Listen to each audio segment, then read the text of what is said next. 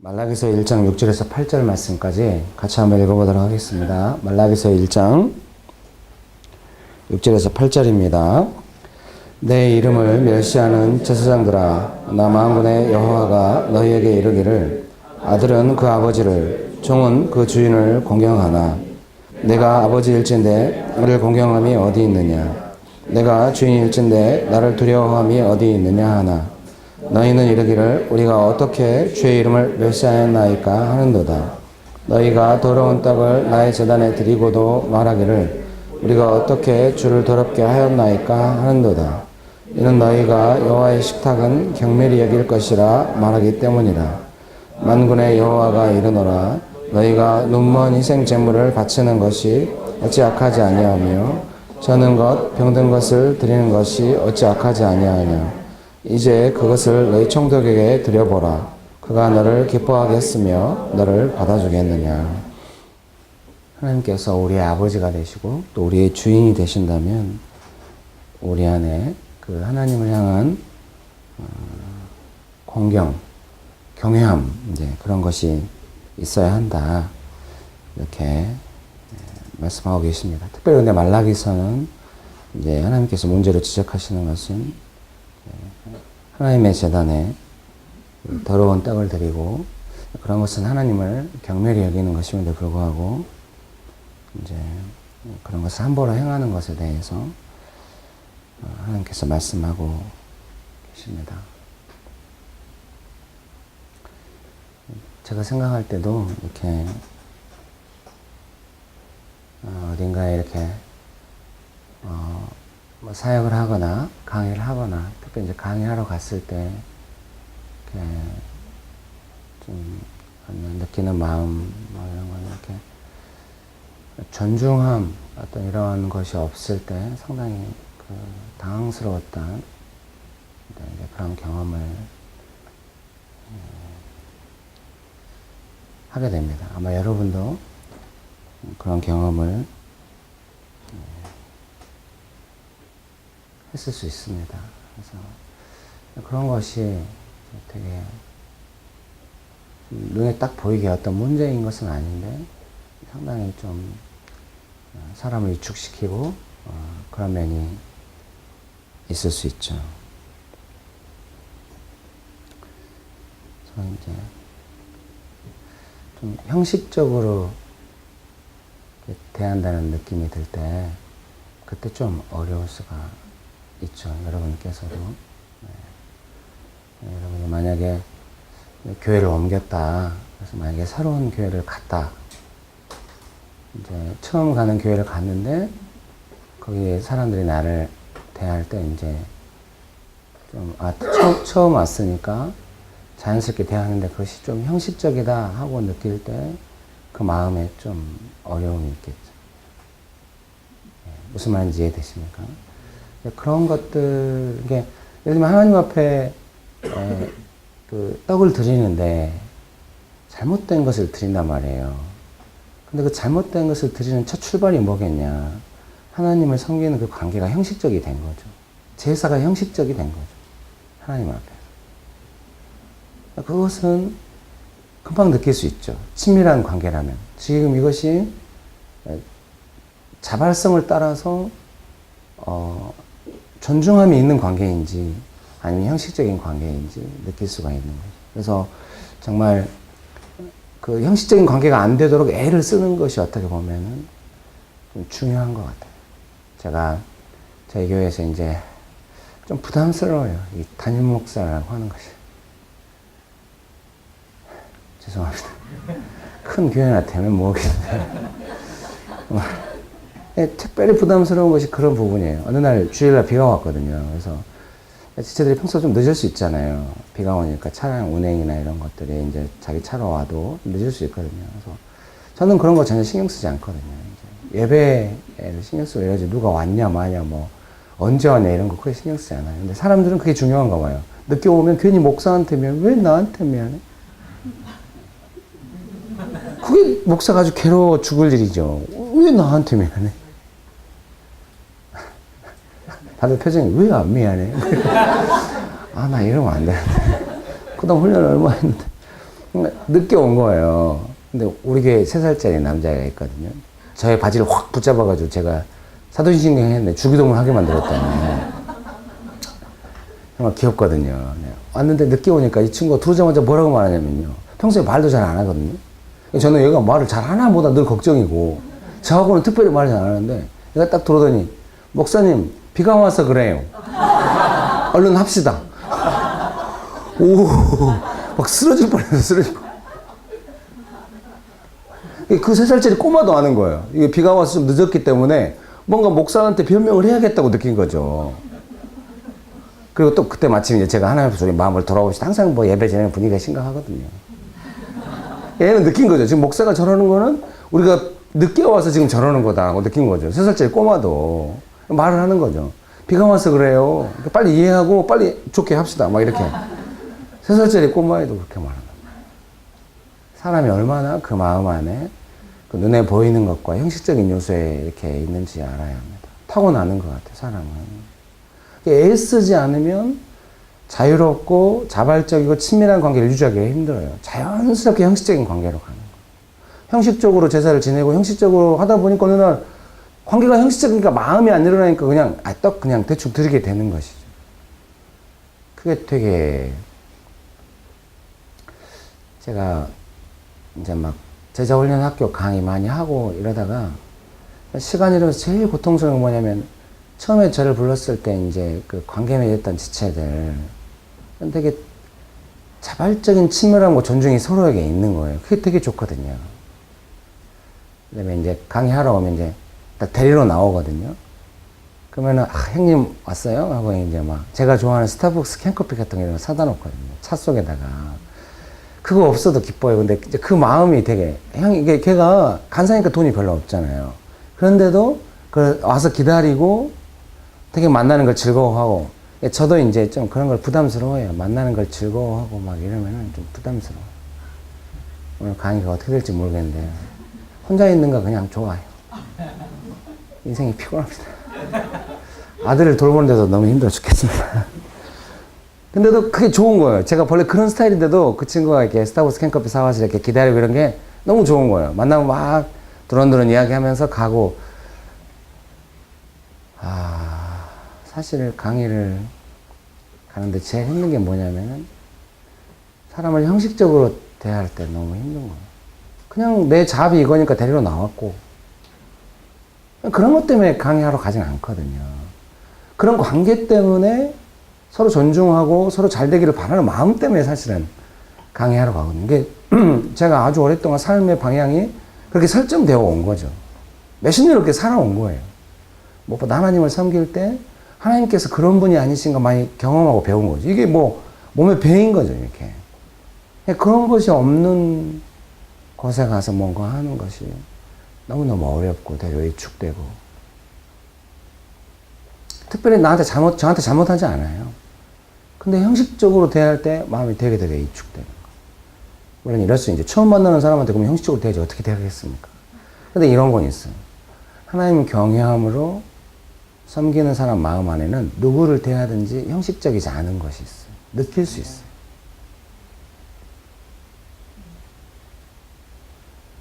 만약에 규장에 가피풀에 처음 출근한 직원이 뭔가 자기를 제외하고는 다 원활하게 돌아가면서 뭔가 자기 형식적인 상황 속에 있는 것 같다고 느낀다면 아직은 경외함이 좀 더 훈련되어야 합니다. 뭐 친밀하게 말해준다, 따뜻하게 대한다 이런 개념이 아니에요. 그 관계 안에서의 어떤 그런 것들이 이게 더 무서운 거예요. 말로 한다고 되는 그냥 느끼는 걸 어떻게 하겠어요? 이게 형식적인지 아닌지에 대해서 그냥 느끼는 거예요. 제가 교회를 다ним하면서 제일 신경 쓰는 게 우리의 관계를 형식적으로 안 만들려고 애를 쓰는 거죠. 지체들이 막 명절 때 이런 때 막 선물해주고 그랬어요, 전에. 막 뭘 자꾸 들고. 제가 하지 말라고 그랬어요. 그 잘못하면 또 형식적으로 되고 되면 되게 이상하시잖아요. 저한테는 선물하지 마시고 서로에게나 하십시오. 그래서 좀 부작용이 있는 것 같아요. 서로에게도 잘 안 하는 것 같아요. 제가 더 권면하려고 해요. 서로에게는 하십시오. 이렇게 권면하려고. 예, 제가 제일 염려한 거는 이제 만약에 목사한테 어떤 선물을 했는데, 목사가 그 성도를 좀 이제 따뜻하게 대할 수가 있잖아요. 그럼 옆에서 보는 사람이, 아, 선물해야 따뜻하게 대해줘. 이렇게 될까봐. 너무 무서워가지고, 사실은. 그러면 교회가 거의 끝난 거 아니겠어요? 그래서 이제, 그렇게 하지 말라고 했는데, 우리 서래마을 원장님은 또 옷을 선물했어요. 감사하죠. 대부분의 옷은 서래마을 원장님이 선물해 주는 거죠. 빨간색, 뭐, 파란색, 뭐, 이런. 감사했는데요.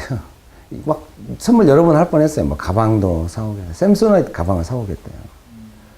그리고 뭐, 제가 말했어요. 그거 너 써라. 또 어떤 또 뭐 선물했어요. 뭐, 신발 뭐, 아니, 기도해봐.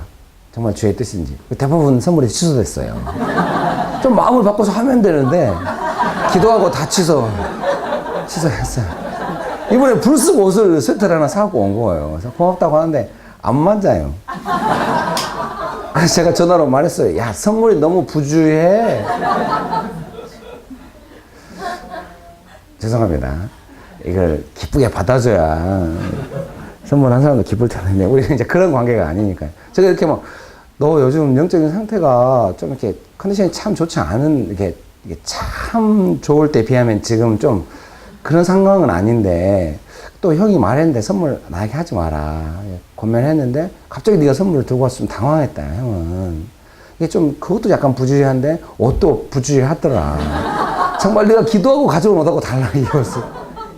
근데 이제 제가 형 진짜 그런 것 같다고 형 그렇게 말씀하시고 그랬는데, 그래서 죄송해요. 그러면 이제 또 이렇게 될 수가 있어요. 형식적인 방에서 그럼 어떤 옷을 갖고 오라고 이러면 거의 끝이죠, 진짜. 그런 게 아니죠. 제가 이제 우리 좀 이렇게 제 입으로 말하니까 되게 부끄러운 얘기긴 한데요. 하나님 경외함의 관계가 삶의 모든 영역에 나온다, 저는 이렇게 생각하는 거예요. 예. 명절 때 어머님 오셨거든요. 사실 명절 때 어머님 모시는 거 늘 제 마음에 하나님 경외함이 부족한지 몰라도 늘 힘들어요. 원래 명절 때 우리 가족이 모이지 않거든요. 서로 부담스러워하고 모이면 싸우고 이러니까. 저에게 명절이라고 하는 가장 큰 기억은 두 가지예요. 하나는 아내랑 같이 그 롯데월드 있는 사람들 많이 지나다니는 계단에 둘이 앉아 있었던 거하고, 명절하면 그때가 떠올라요. 그리고 우리 애들 어릴 때 아플 때 애들 안고 그냥 아내가 산적해가지고 내 식구가 같이 먹고 그랬던 기억이 있거든요. 근데 이제 제가 이제 나이가 먹어주니까 명절 때 막 모여야 된다 막. 이번에도 명절 제가 어디 갔어요, 외국에. 설교에 잡혀가지고. 어머님 오시게 해서 3일 동안 이제 섬겼죠. 아내는 좀 힘들었어요. 미리 김치 담고 어머니가 신김치 못 드시니까. 제가 이제 어머니 모시러 나가서 대구탕 사드리고 와서 저녁은 이제 돼지갈비와 김치찜. 그리고 그 다음날 아침은 전복죽이죠. 아내 당황해서 평소에 전복죽 끓이는데요. 어머님이 녹두를 한 줌 가져오셨거든요. 그래서 녹두를 넣어서 끓여라 그런 거예요. 아내는 당황해서 녹두를 넣어서 끓여본 적은 없거든요. 그래서 아내가 물어보더라고요, 어머니한테. 녹두를 불려야 돼요? 아니, 대충 넣어. 대충 넣었는데 녹두가 좀 딱딱했죠. 아내가 얼마나 스트레스 계속 완전 막 긴장하면서. 아내는 좀 평상시에 저한테 그래요. 어머니가 오시거나 어머니한테 가면은 당신 어디 나가지 말라고. 그러니까 이제 어머니한테 가면은 아내랑 어머니가 있으면 저는 친구를 또 만나러 가고 싶고 이런데 어디 나가지 말아요. 너무 힘들다고. 어머니랑 어떻게 관계 맺을지 잘 모르니까 당신이 중간에 있어야 좀 편하다는 거예요. 그래서 있었는데 아내 좀 고생해. 녹두 이제 전복죽 내면 왜 전복죽 끓여? 어머님이 전복을 좋아하시다는 걸 알았거든요. 잘 몰라요. 서로 이렇게 같이 산신에 걸러서. 어머니한테 매달 뭐 보내드렸거든요. 막 소뼈도 보내드리고 꽃감도 보내드리고 뭐 했는데 별로 반응이 다 이제 뭐 생선도 보내드리고 뭐 오리고기도 보내드리고 다 좀 그저 그랬는데요. 전복을 보낸다고 할 때 반응이 좀 좋았던 거예요. 전복을 보낸다고 연락을 드렸더니 바로 그 다음날 연락이 온 거예요. 전복 언제 오냐. 이렇게 처음 반응했어요. 아, 어머님 전복을 좋아하시는구나. 전복죽을 끓였는데 아내가 열심히 끓이고 그 다음 점심 때는 이제 바로의 형님이 이제 오시게 해서 이제 같이 생선 이렇게 조기 어머니 이런 거 좋아하시니까 생선하고 이제 뭐 만든 음식 다 해서 이제 먹고 어머님이 생선 그 조기 알하고 이렇게 머리를 좋아하시더라고요. 살은 잘 안 먹어요. 머리를 드시고 알을 드셔. 그런 것도 처음 알았죠. 이제 그날 저녁은 제가 말했죠. 명절 음식 물리니까 팥죽을 하자고. 어머니 팥죽 좋아하시다. 안에 돌아버릴 지경이 있죠.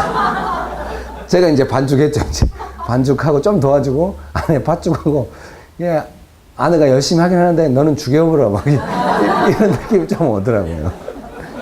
그날 저녁 팥죽 해서 먹고, 그 다음날 아침에는 어머니 이제 떠나시니까 3일째 아침에는 전복죽을 다시 끓여가지고 보온병에 담고, 이제 그 열무김치 담고 어머님 드시게. 그리고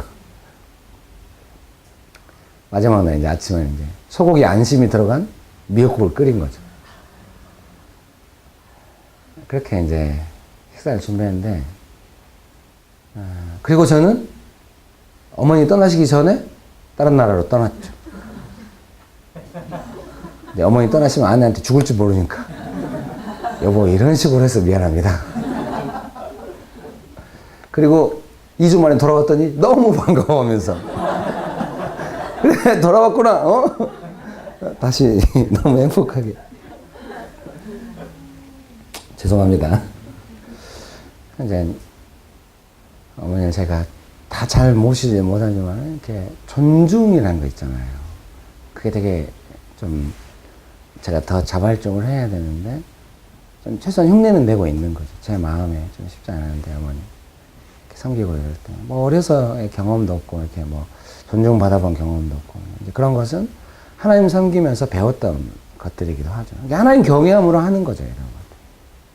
막 어머니가 좋다, 막 이런 개념은 좀 아닐 수 있죠. 죄송합니다. 그래야 되는데, 좀 하나님 경외함으로 하는 측면이죠. 존중. 더 민감해지죠. 제가 나이가 먹고 이러니까, 이제 어릴 때는 어머님이 뭐 이렇게 잘을 해줄 수 있지만은, 느끼시는 거죠, 어머니도. 애들이 나를 존중하는지 안 하는지를. 그리고 그게 좀 서운하실 수도 있고 이러겠죠. 그러니까 조심스러워요. 어떤 목사님이 현직에 계실 때 저를 자주 불러줬어요. 정말 감사했어요. 그래서 강의하러 가고 되게 저한테 따뜻하게 잘해주셨어요. 목사님 되게 대학교 학장도 하셨고 교목도 하셨는데, 되게 저를 전도사고 간사 출신이고 막 아무것도 올 때, 나는 참 존경한다고, 오시라고. 그래서 하루에 이제 그 학교 채플에서 강의를 3번 했는데, 강사를 막 100만 원 주더라고요. 그때 어마어마한 액수죠, 그거는. 그때 제가 율전동 반지하집에서 우리 아들 아프고 이렇게 살 때인데, 쌀 떨어진 지 얼마 안 됐을 때죠. 그때 100만 원 어마어마한 액수죠. 그러면서도 목사님이 막, 너무 적은 것 같아서 미안하다고. 근데 목사님 은퇴하셨죠. 그거로도 꾸준히 좋은 관계를 맺고, 제가 책 나올 때마다 보내드리고 했거든요. 이번에도 책을 보내드리기로 한 거예요. 근데 핸드폰이 초기화된 거예요. 왜 그런지는 몰라요. 그러다가 최근에 다시 몇몇 번호는 지 마음대로 또 살아났어요. 이거 뭔 일이에요? 정말 어려웠습니다. 사랑하는 형제님, 자매님 여러분. 그래서 이렇게 존중하고 이런 것이 이제 나오기 때문에 중요한 것 같습니다. 잘 되시기를 축복합니다. 느낄 수 있어요. 근데 오늘은 참 규정과 가필풀은 하나님 경외함이 상당히 올라갔네요. 예, 대표님도 안 계시고, 김길 목사도 뭐, 오늘 같은 오는 게 눈치 없을 수도 있거든요.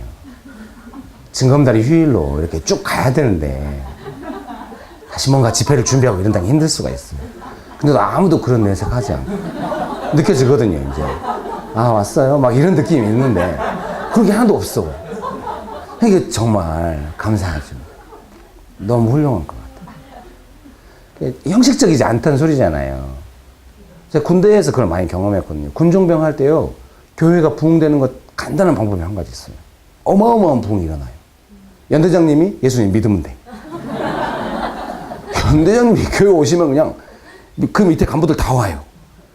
그리고 뭔 일이 금방 돼요. 뭐 지원해 주세요. 바로 돼요. 근데 좀 형식적이에요. 연대장님 생각해서 교회를 그렇게 대하는 거지, 진심으로 그런 게 아니에요. 그래서 제일 좋을 때는 어떠냐면, 연대장님이 예수님을 안 믿으시고 뭐 불교라든가 다른 종교신데 교회가 잘해가지고 연대장님의 신임을 얻어서 일이 될 때가 제일 좋아요. 그때는 진심이거든요. 이렇게 교회가 존경을 받아요. 교회가 잘하고 있다고. 그래서 뭘 도와줄 게 없을까. 예수님 안 믿어도 그런 태도로 나올 때는 너무너무 좋은 상황이에요. 형식적으로 만들면 안 돼요, 관계를. 제가 규정과 가피풀 형제님 자매들과도 지금 오늘 보니 우리가 관계가 형식적이 아닌 것 같은 거죠. 예. 너무 다행인 거죠. 제가 교회에서도 그렇게 안 만들려고 발버둥 치고 애쓰는 면이 있거든요. 그렇게 되면 무슨 그 관계를 통한 영향이 있겠습니까? 형식만 있는 거죠, 그냥. 뭐 일을 해야 되고 뭐 해야 되고 그러면은 사람의 성장이 안 됩니다. 진심으로 관계가 그렇게 되어야 하는 거예요. 사람 안에는 그런 진심 어린 관계가 아니라 형식적 관계로 만들려고 하는 그런 수많은 장치들이 이미 있어요. 그래서 안 써야 돼요. 특별히 하나님 앞에 가서 조심해야 돼요. 하나님께서 우리와 그런 관계를 맺고 싶으신 게 아니잖아요. 십자가에 피 흘려서 우리를 사랑하시기 때문에 아주 친밀하고 자유로운 자발적인 관계를 맺고 싶으신 것이겠죠. 우리가 뭔가 하나님께 예배를 드린다. 구약에는 제사지. 예배를 드린다 할 때 자발적이게 하는 것이죠. 비 와서 늦었다고 누군가한테 이것을 해명해야 한다고 하는 것은 너무 형식적인 거죠. 제가 생각할 때. 그러면 안 되는 거죠. 하나님이 기쁘고 하나님을 섬겨야 되겠다. 뭐 이렇게 감사하다. 이렇게 최고의 어떤 그런 자발성까지는 아니다 할지라도 그냥 하나님 섬기는 것이 좋고 예배드리는 것이 좋다. 이렇게 되어야 하겠죠. 규정과 가피풀은 상당히 좋죠. 이런 시간에 이렇게 아침 예배 드릴 때도 그런 자발성이 떨어지지 않는다는 것이 뭔가 은혜가 있었던 소리거든요. 그게 아주 중요해요. 형식적으로 되거든요. 제가 이제 많은 뭐 이렇게 조그만 병원이든지 많은 이렇게 가보지만 리더가 하나님께 헌신해가지고 막 직장에서 예배를 일으키고 막 이럴 때 좀 위험하거든요. 자발적으로 안 되면 의미가 없어. 예배 드리러 오는 것이 마음으로부터 예배가 출발하는데 누구 생각했고 예배 드리러 오면 그 예배가 되겠습니까? 하나님께서 그걸 다 하시는. 느껴져. 좋아서 오고 꼭 최고로 좋지는 않아도 당연히 내 마음에 있으니까 가고 이렇게 되면 느낄 수 있거든요. 그게 아주 중요합니다. 특별히 오늘 강의 주제는 이제 가정 안에서의 경외함의 태도인데요. 그 가정하면서 제일 중요한 것 중에 하나가 뭐냐면은 그 형식적이지 않고 자발적인 것이 더 승하게 되어야 한다. 뭐 이런 것을 설명해 드리고 싶어요.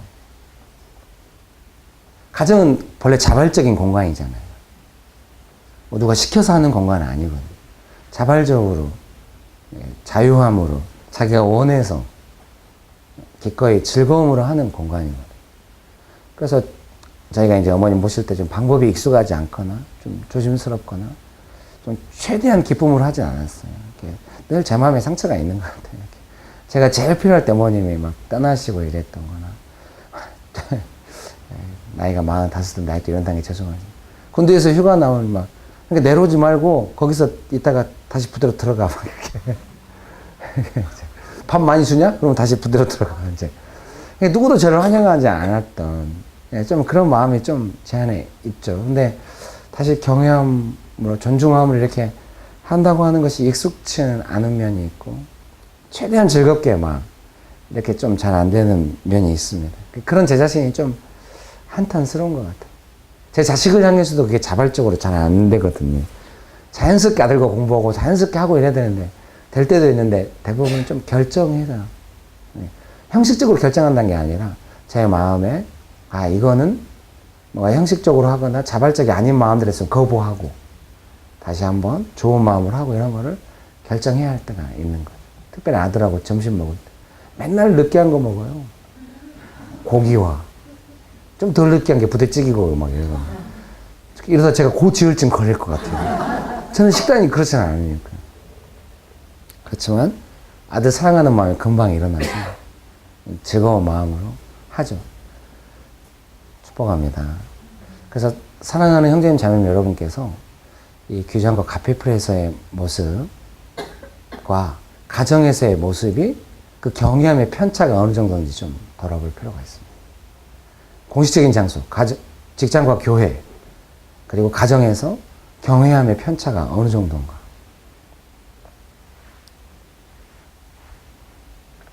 축복합니다. 이제 가정 안에 돌아가서 가족들과의 관계 속에서 내가 얼마나 자발적으로 즐거운 마음으로 섬기고 있는가 이런 부분에 형식적이지 않거나 또는 내 욕구대로 하지 않고 자원하는 심령으로 사랑의 종로로 하면서 얼마나 가족들에게 하고 있는가 하는 것이 이제 그 사람의 경외함의 수준이 될 수가 있는 거예요. 경외함의 저는 중요한 동기로 자발성을 꽂고 싶은 거죠.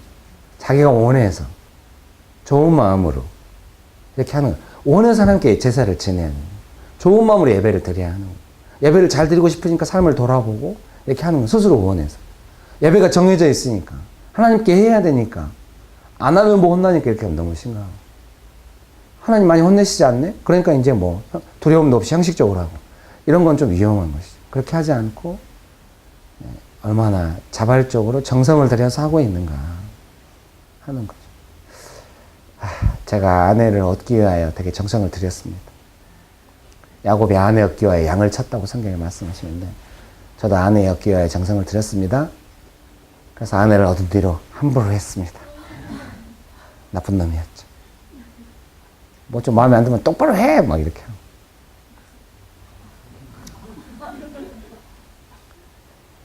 제일 잘못했을 때는 둘이 이렇게 마주 앉아있을 때 똑바로 하고 발로 밀었는데 허벅지 멍들었죠. 네. 나쁜 놈이었습니다. 아내는 지금도 말해요. 그때 찼다고. 저는 지금도 말해요. 밀은 거야. 이렇게 같이 바닥에 앉아있는데 어떻게 찰 수가 있냐. 밀은 거다. 아니 찼다고. 멍든 거 보여주면서 이거 사진 찍어놔야 된다. 제가 지금도 위축돼 있습니다. 아내랑 장난하다 앙 해가지고 어깨를 조금 이렇게 문을 흉내내는데 좀 어깨 멍들었어. 보여주면서 봤지. 너 또 멍들었어. 빨리 사진 찍어. 얘들아 여기 멍들었다고. 제가 싹싹 그러지 말라고 좀 위축됐습니다. 최악이 그때입니다. 율전동 반 지하철에 살 때. 싸울 때. 정말로 아내를 향한 존중이 없었겠죠. 그때 저 자신도 사실은 충격을 받았습니다. 이러다 진짜 폭력 남편 되는 거 아닌가. 그게 최대입니다. 물론 그 전에 한번 이제 멱살 잡은 적도 있긴 있습니다. 그 어감입니다. 또 이제 뭐가 나올 건가 싶어요. 아내가 멱살을 잡았더니 안경을 벗고 땅에 던지면서 이번에 멱살이야? 그럼 그 다음 뭐야? 막 이래가지고 제가 그 다음부터는 이제 가까이 가지 못했습니다. 그 두 번이 그 일전동 반지하집에 살 때 최대 큰 사건이었어요. 나쁜 놈입니다. 심히 죄송하게 생각합니다. 오늘 좀 설교가 좀 정서가 불안하네요. 지금 흐름도 없고 사실 기도 많이 하고 생각하고 오는데 안 잡히면 어떻게 하겠어요. 아내 얻기 위해 애썼으나 막상 결혼하고 나서 많이 싸우고 좀 함부로 할 때 되게 심각하게 함부로 했을 때가 그동안 저를 판단하시는 눈빛인데요. 다들 결혼해서 처하게 상황이 오면 가끔 그럴 때가 있어요. 죄송합니다. 그 두 번 이외에는 없습니다. 미안합니다. 나쁜 놈이었습니다. 지금은 이제 아내랑 헤어져서 왜 그래? 이렇게만 해도 제 자신이 마음이 너무 상하는 거예요. 서로 존중하면서 사랑하면서 그 하나님 경외함이 우리 두 사람 안에서 엄청 높아져온 거예요. 시간이 흐르면서. 한 17년 살면서. 너무 존중함이 서로에게 있는 거예요. 20대 때 막 폭풍같이 싸우고 이런 게 지금 거의 없죠. 지금 그럼 난리 나죠. 왜냐하면은 존중감이 커왔기 때문에 존중 안 할 때 제 마음이 너무 상하는 거예요. 하나님께서 싫어하신다는 느낌이 너무너무 드는 거예요.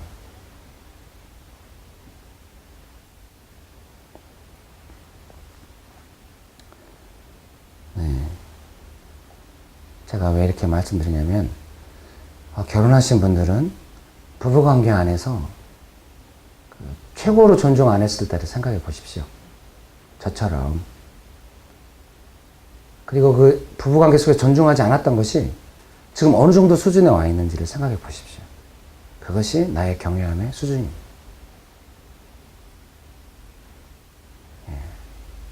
또는 형식적으로 대하고 있다면 그것이 경외함의 수준입니다. 가정 안에서는 숨기지 않기 때문에. 만약 결혼하지 않은 싱글 형제 자매님들이라면 엄마를 향해서 아빠를 향해서 자기가 어떻게 하고 있는지 특별히 어려웠을 때 어떻게 하고 있는지 그것이 경외함의 수준입니다. 직장에서는 꾸밀 수가 있고 교회에서도 꾸밀 수가 있습니다. 가정에서는 꾸미지 않습니다. 가정 안에서 최고 어려웠을 때 내 마음에서 존중이 없던 나왔던 거 그것이 나의 수준인 거.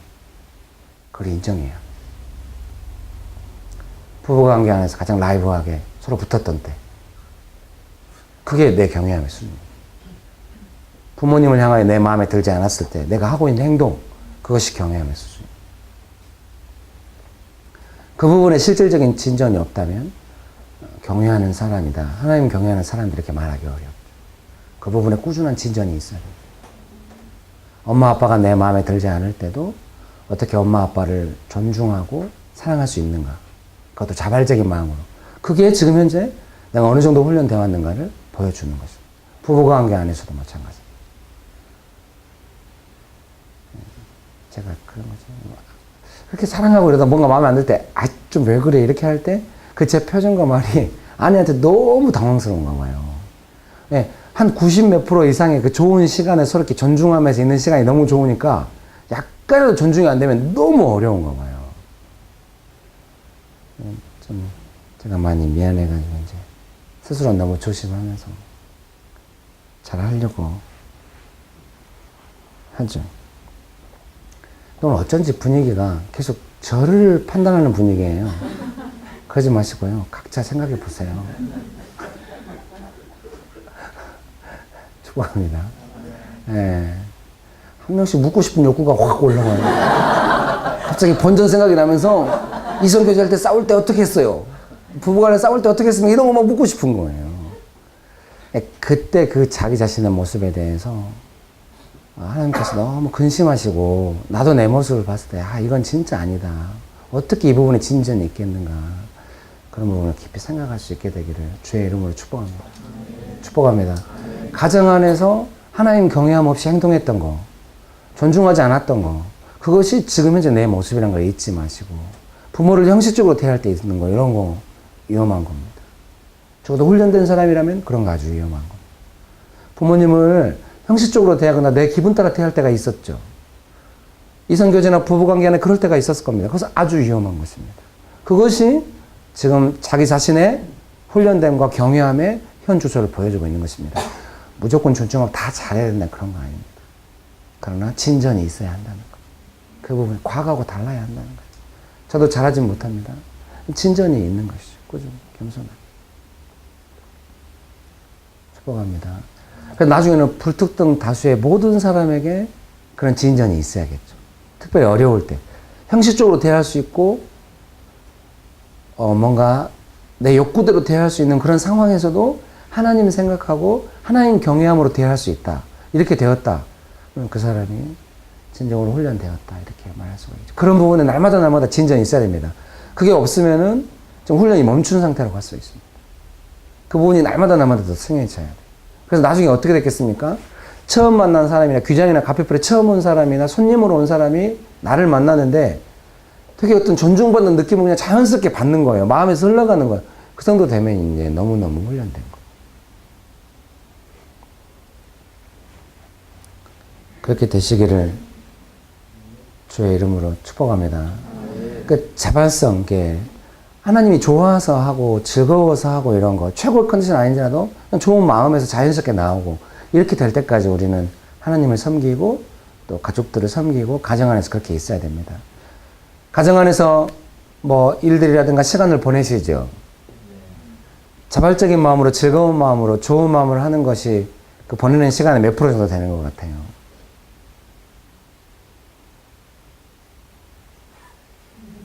이렇게만 여쭤볼게요. 많은 것 같아요? 좀 적은 것 같아요?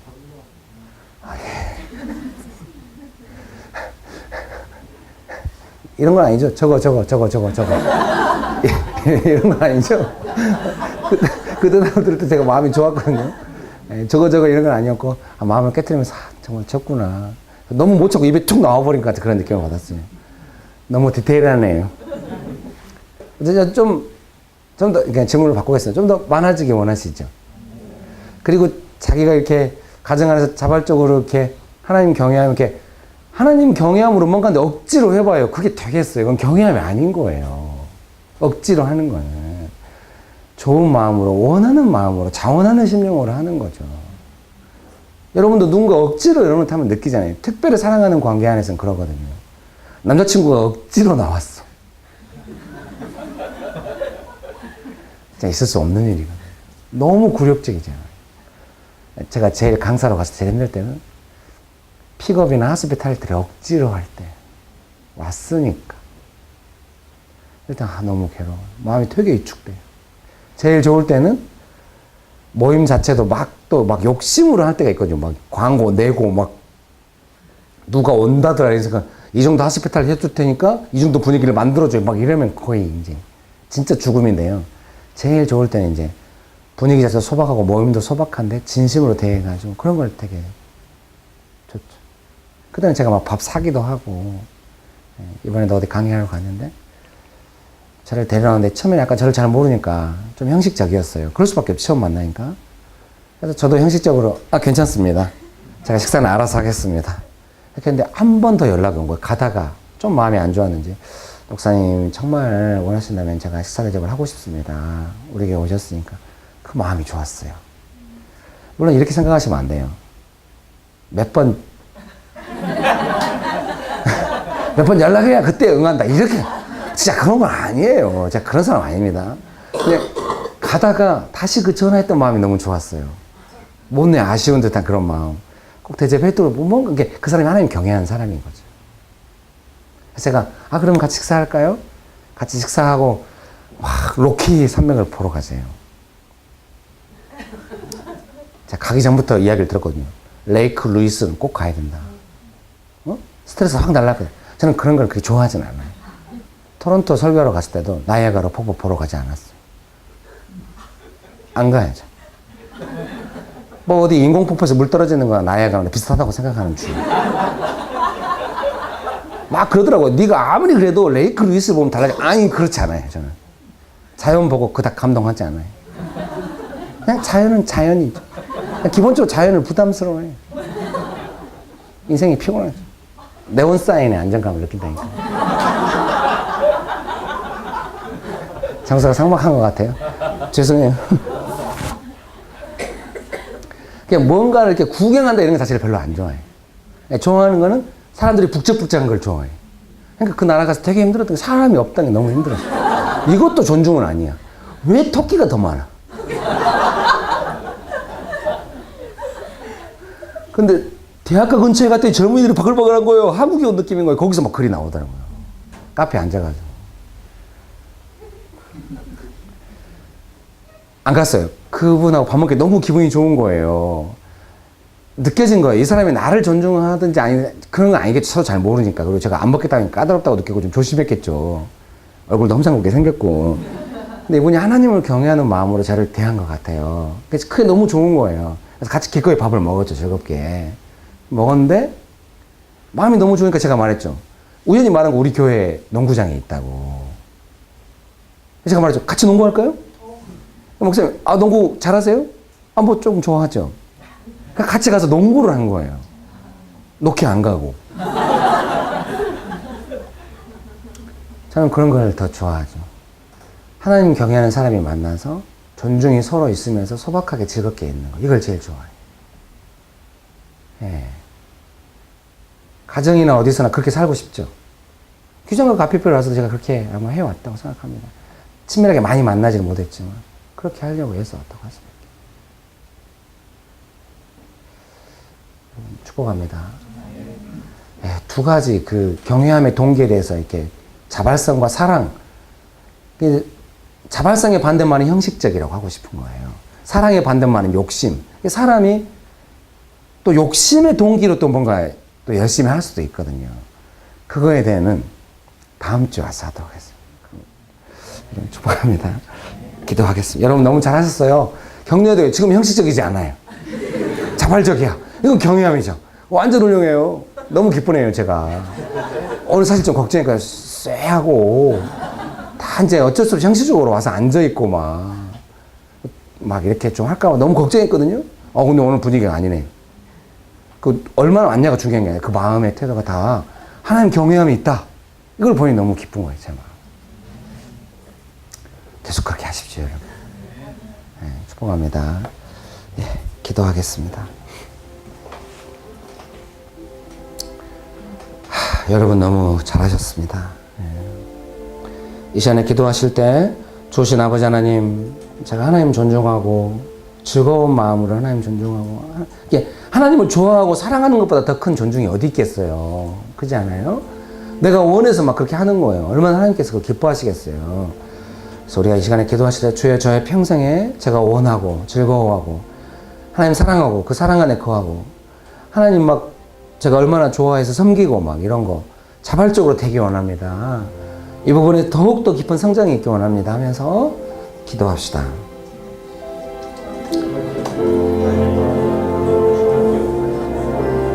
예수 어린 양 존귀한 이름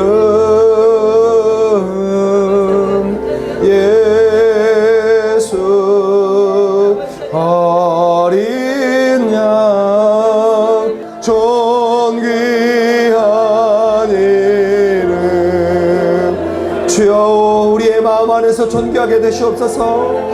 우리가 주님을 형식적으로 대할 때 그것이 얼마나 주님께 고통이 되는지 알게 하여 주옵소서.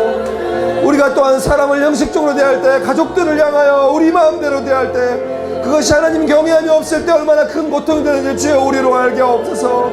우리의 마음에 우리의 삶에 하나님의 경외함이 없을 때, 하나님을 존중하지 않을 때, 또 그런 것이 삶의 영역에 흘러갈 때 그것이 얼마나 우리를 망하게 하며 하나님을 고통스럽게 하며 가족들과 다른 사람들을 실망케 하는지 주여 알게 하여 주시옵소서. 주님